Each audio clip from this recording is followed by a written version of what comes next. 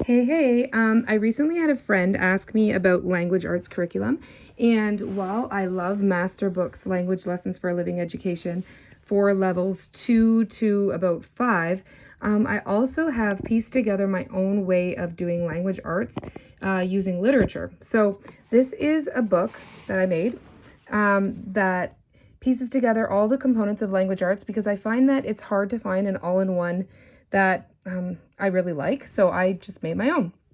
So basically, the components that are incorporated into the literature is grammar, which is copywork, because you can learn a lot about grammar through copying texts of good literature, vocabulary, reading and comprehension, spelling, dictation, literary terms, cursive writing, and writing and written narration.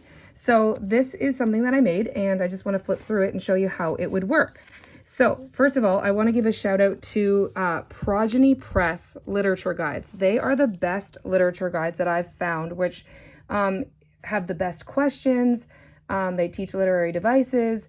They include scripture, and they have good books. So this is one that we recently did, and I just want to show you how you can make it into kind of a 5-day program. So Progeny Press, so I would check them out because they're awesome. So going on to how I used Progeny Press, a literature guide, and turned it into a 5-day language arts all-inclusive program. Okay, so here's how it works. On week 1, I will show you actually first in Progeny Press. Here is the table of contents. Oh, and they're awesome too. You can download the PDFs, so I just print them off and they're perfect and ready to go. So here it's laid out in each chapter that you read. Like this would be a whole week's worth, even though it's not very much reading. And then this would be the second week, week 3, week 4, week 5. So as we would start a week, this is how we would do it. Week 1 would start with, I would just write down the name of the book and who it's by. And then for their copywork, I would tell them what page they need to do their copywork on, and then where they begin the copywork and where they end. And this actually was the same beginning as the ending because it was a poem that they had to copy. And then there's a literary term for the week that I want them to learn. And then we don't need to write our name, but I just put that there anyway. Anyway, Trading 7 Treasures is kind of like a little nickname. Anyways, so on Mondays, what we do for language arts, before we even do this, I just want to show you that we always do journal.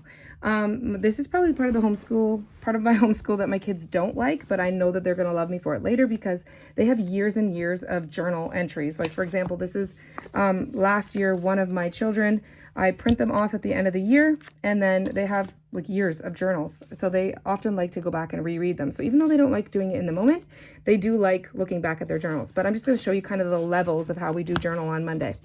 Monday, for my younger children who are just learning to spell, this is how I would do it. They would dictate to me what they want, and I would write blanks in with area where words are where I know that they know how to spell, and then they would just fill it in afterwards. So that's kind of an example of a younger child's journal. This is my 6-year-old.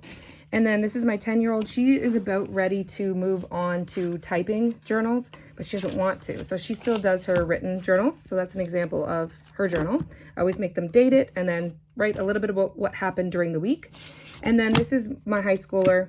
This is an example of a whole compilation of a year's work. So some journal entries are longer, some are shorter, depending on if we had a fun week or not.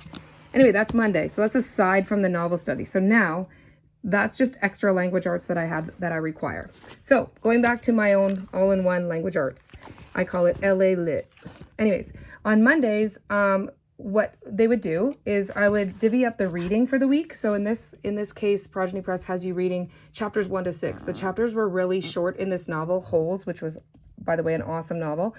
So I just had them read the first 3 chapters on Monday, and the second 3 chapters on Tuesdays. You can choose how you want to divvy up the reading. The reading would take place Monday and Tuesday, and you could read out loud to your child, or you could have them read independently.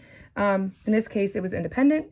And so on Monday, it says reading. So read what I told them to read, which was chapter 1 to 3, and then copywork from the text. And this is the copywork that I selected was page 8. It was actually the poetry from the book. So the child then did the copywork. And the whole point of this is you can learn a lot of grammar through just copying what other pieces are, and you can learn punctuation, capitalization, spelling. I just think that's a great way to learn grammar. And then on Tuesdays, finish the reading, so the other 3 chapters, and then dictation from the copywork text. So you're going to use the same text you used on Monday, only this time the child can't see it, and I would read it out loud and see what they remember. And then afterwards, show them where they went wrong. So there was a spelling error here, here, and here, and here. I showed her how that would work better. There were some punctuation errors right here, so I taught her about that. And that's just a good way to talk through what the child is learning through copywork. So that's on Tuesdays. Then on Wednesdays, cursive. So I didn't make the child write out the entire text through cursive, but I just wrote a little part of it, and then they practiced their cursive on Wednesday. And then also the oral answers. So I don't make my children write down the answers at the younger ages or middle school ages. We actually just go through them all together. So this is where the vocabulary comes in. So here's an example from Progeny Press of the book study that we used. We go through the vocabulary together, the exercises, and she just gave me the answers orally.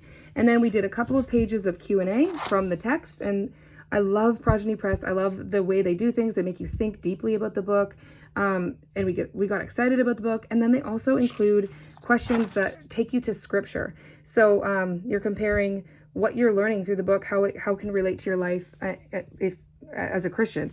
So I really, really appreciate that. So that's on Wednesday. So oral answers and cursive. Thursday, because there are so many questions in the book or in the literature guide, we do the second half of the questions out loud again. And then we discuss the literary device copywork. In the first 6 chapters in the literature guide, irony was brought up. So I have the child, we discuss what irony is and discuss how it was in the book. And then I have the child do the copywork on the definition of irony. So they are learning literary terms.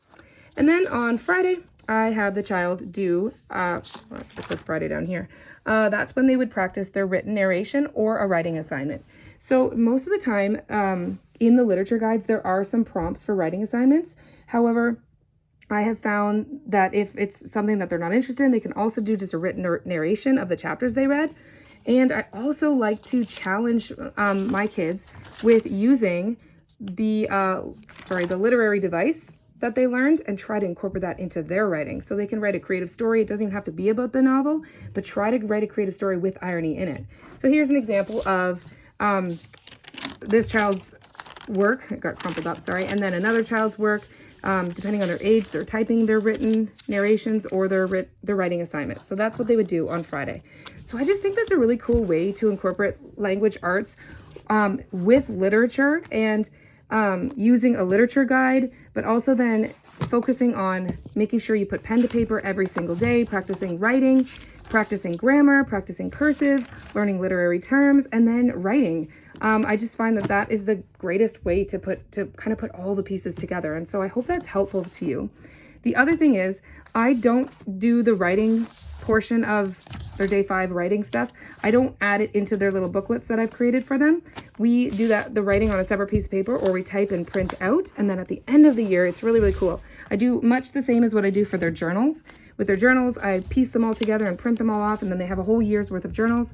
Same with their writing assignments. I print off or put together all of their writing assignments, whether they wrote them handwritten or if they typed them out.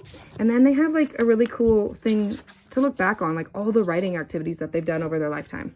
So that's just an example, just an idea of what you can do to incorporate all of language arts into one group and kind of like put all the pieces together through using literature. And I think this is just a really cool way to learn. Also, if you don't feel like that was enough grammar, I totally understand. What I will do is often in the summers, do Fix-It Grammar, because Fix-It Grammar is a great way to learn grammar and focus on it. I'm sure you've heard of Fix-It Grammar before through all other videos. I'm not going to go through that right now. I just want to say that it's a way to supplement if you don't feel like this is enough for grammar. And I don't think you need to be learning grammar like all year round, especially if you're doing copywork and you're learning good literature through writing literature. But if you want to supplement grammar, I would just do it maybe when you get bored of a literature guide. If you like, after you finished a novel, do like a couple weeks of grammar, or do novel studies all year and then spend the summer doing Fix It Grammar so that you can brush up on your grammar skills. Anyways, I hope that this is somewhat helpful and not too much information, or I hope it just sparks ideas and excitement over language arts, because it really is so awesome. This is a way to do it for the child to do it independently. Not totally. I mean, you're going to be helping them with their cursive. You're going to be discussing the literary terms. You're going to be doing the dictation with them. But we also do novel studies as a family. We call it an afternoon basket. So I will use Progeny Press literature guides, and we will, like, here are some of the examples. This is my great big binder filled with all kinds of ones that we've done. Right now, my son is doing Lord of the Flies independently, but we have done, and my other son was doing The Two Towers. We have done The Lion, the Witch, and the Wardrobe together as a family, and it's really, really cool because you just read to them every day, and then the next day you read the study questions and you just do it orally. And there's so much to learn. There's so much excitement. There's so much discussion. There's so much to learn through literature, and it's so much fun, and it's a great way to do language arts. So anyways, hopefully this has encouraged you and given you some ideas for your own homeschool. We are so blessed as parents to be able to train our children up in the ways of the Lord, and we are so blessed to be able to have so many resources at our fingertips, and to just be creative and to make our homeschool our very own, and to delight and to have so much joy in training our treasures.